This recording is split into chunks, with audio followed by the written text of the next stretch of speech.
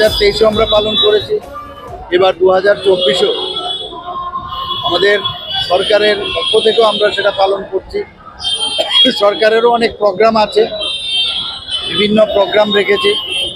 সেখানে আজকের যে আমরা এখানে স্বচ্ছ ভারত অভিযান যেটা আজকে করলাম আমরা এখানে, তো সমস্ত ত্রিপুরাতেই সেটা হবে। আজকে আমি এখানে যোগদান করেছি, আমার সাথে আমাদের মেয়র সাহেবও আছেন, অন্যান্য নেতৃবৃন্দও আছেন।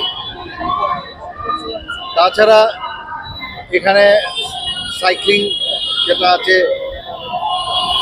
এছাড়া পদযাত্রা, এবং আরেকটা যেটা খুব বড় একটা বিষয়, যেটা 2014-তে যে পার্টিশনের পরে যে বিভীষিকা হয়েছিল, যে তার বিষয়ে আমাদের একটা প্রোগ্রাম আছে 14 তারিখ, এবং বিভিন্ন কালচারাল অনুষ্ঠান হবে।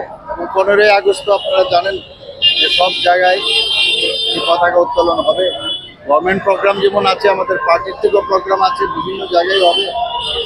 কিন্তু মেইন যে উদ্দেশ্য সেটা হচ্ছে যে আমাদের দেশের প্রতি যে ভাবনা, রাষ্ট্রবাদী যে চিন্তাধারা এবং দেশাত্মক বোধের যে ভাবনা, সেটাকে জাগ্রত করে।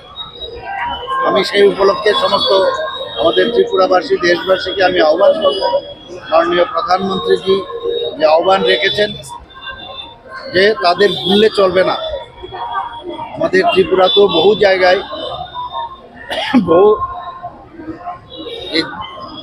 যারা দেশকে ভালোবাসে তারা বলিদান হয়েছে।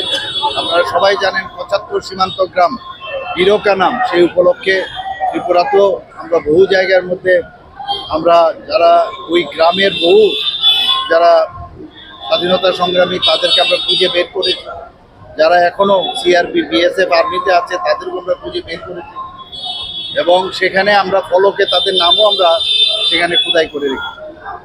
সব মিলিয়ে আমরা ইতিহাসকে ভুললে চলবে না, সেই কারণেই আজকের এই হর ঘর তিরঙ্গা।